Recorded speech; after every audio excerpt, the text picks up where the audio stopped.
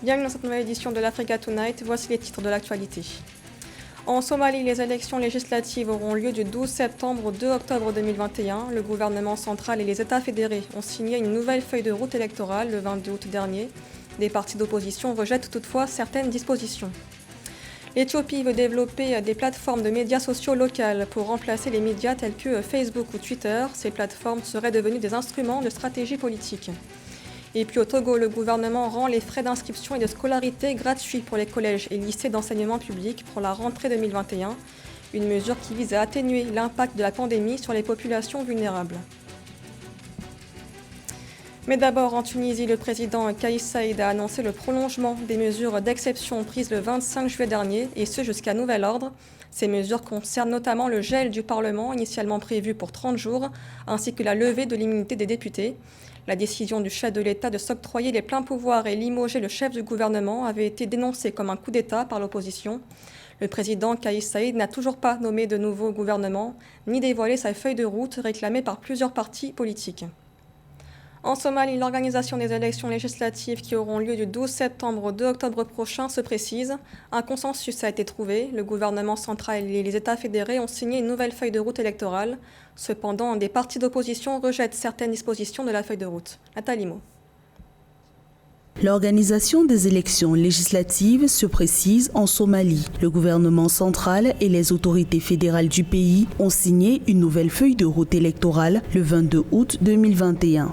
Les points délicats, notamment la sélection des délégués, le budget électoral et la sécurité, ont été adressés. Sur le plan politique, la désignation sur une base clanique des délégués électoraux garantit la participation de toutes les composantes sociologiques de la nation, en réservant également 30% des sièges à pourvoir aux femmes. Cet accord contribue à la modernisation de la vie politique. Sur le plan financier, l'accord garantit d'abord la disponibilité de la logistique électorale, ensuite il facilite le déploiement des partis politiques, et enfin, il garantit le financement des activités des différentes commissions électorales qui ont été constituées, en recommandant le renforcement du dispositif sécuritaire et notamment du dispositif de lutte antiterroriste, constitue la voie vers une élection apaisée. Alors que le processus électoral plusieurs fois bloqué est relancé en Somalie, une coalition de candidats d'opposition rejette certaines dispositions de la nouvelle feuille de route. Ils ont qualifié le processus électoral de violation des accords électoraux précédents qui stipulaient que les élections devaient être libres et équitables. La coalition de l'opposition demande que les États maintiennent la facilitation et la sécurité électorale, mais appelle à l'indépendance dans la sélection des délégués électoraux. Le rejet du consensus par les partis d'opposition s'explique par l'absence de ces partis du processus de négociation et du fait de cette absence, ces partis ne se reconnaissent pas dans les résolutions adoptées et par conséquent contestent leur légitimité. Les élections législatives somaliennes ont lieu du 12 septembre au 2 octobre 2021. Chaque député sera élu par 101 délégués, ce qui signifie que 27 775 électeurs voteront cette année. C'est le double du nombre de ceux qui ont participé au scrutin de 2016.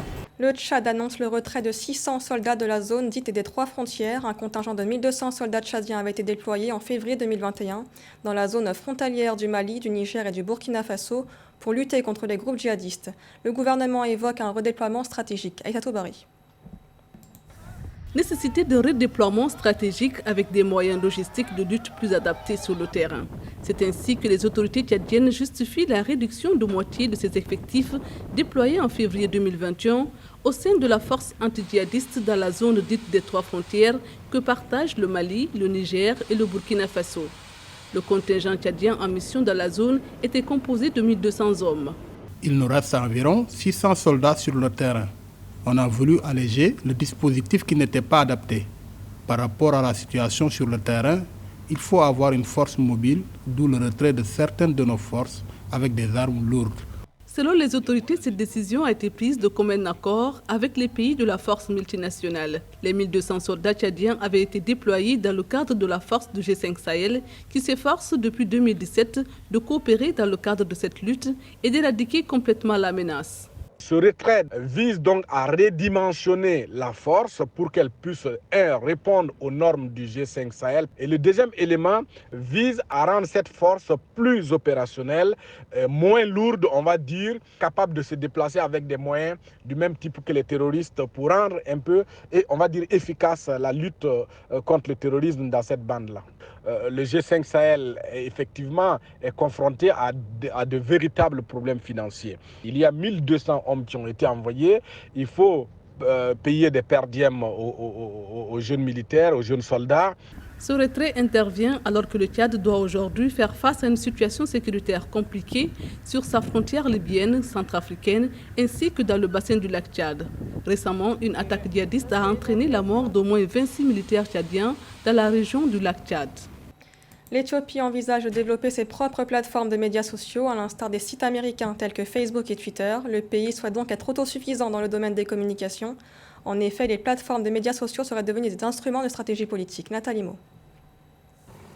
L'Éthiopie a annoncé son intention de développer ses propres plateformes de médias sociaux. Le 22 août 2021, le directeur général de l'Agence de sécurité des réseaux d'information, Shumete Gizao, a regretté que Facebook et Twitter soient devenus des instruments pour les forces politiques. Un constat particulièrement visible dans le contexte du conflit tigréen où les réseaux sociaux ont été utilisés comme moyen de propagande par les parties belligérantes.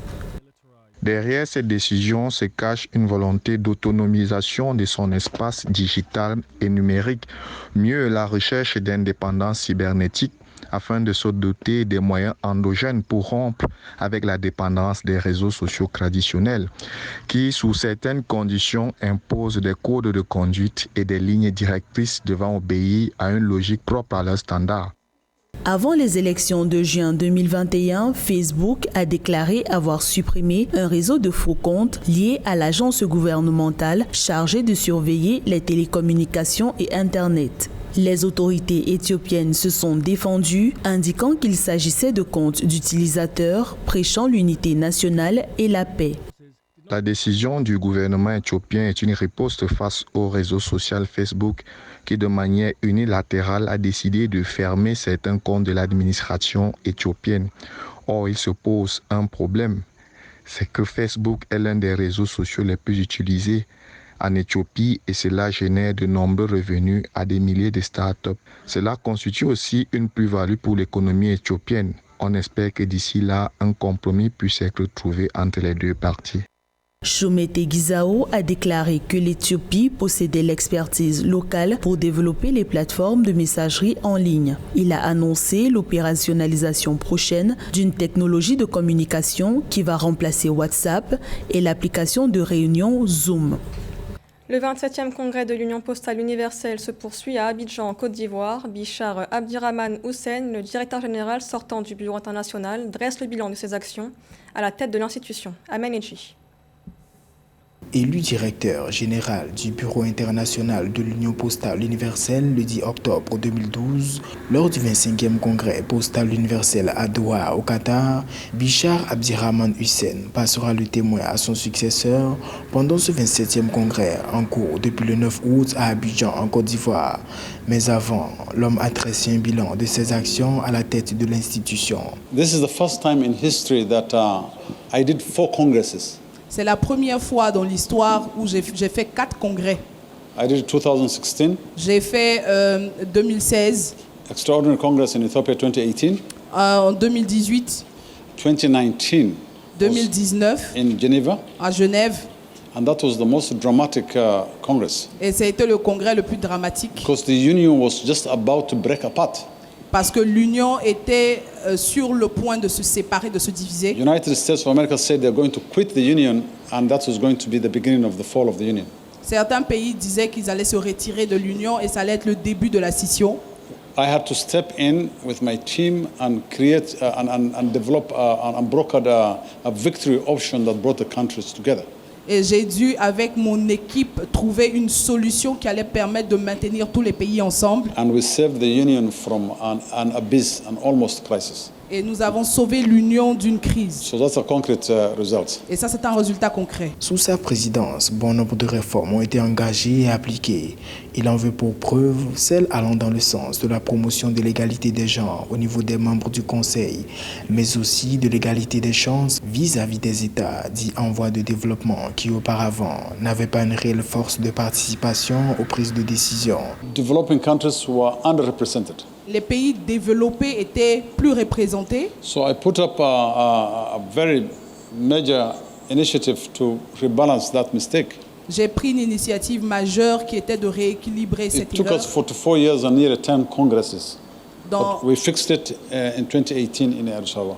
Nous avons en 2018 rectifié 44 ans des déséquilibres. For the first time, we have added 8 additional seats for developing countries. Et pour la council. première fois, nous avons ajouté 8 pays en voie de développement. And 4 of that has come to Africa.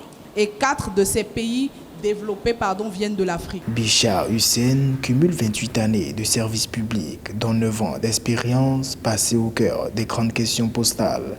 Il compte rester engagé auprès des acteurs du secteur et apporter son expertise à la nouvelle poste en renaissance. Le gouvernement togolais va prendre en charge les frais de scolarité des élèves de collèges et lycées publics pour l'année scolaire 2021-2022.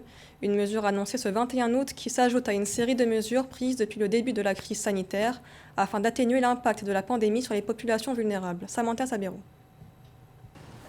Le gouvernement du Togo a annoncé ce 21 août 2021 la gratuité dès la rentrée 2021-2022 des frais d'inscription et de scolarité avec effet immédiat. La prise en charge par l'État de la tranche sociale des factures d'eau et d'électricité pour le mois d'août 2021 a aussi été entérinée. À en croire l'exécutif, ces actions visent à atténuer l'impact de la pandémie sur les populations vulnérables. La crise sanitaire que traverse le monde a eu des impacts socio-économiques et menace de creuser encore plus le fossé des inégalités et des vulnérabilités.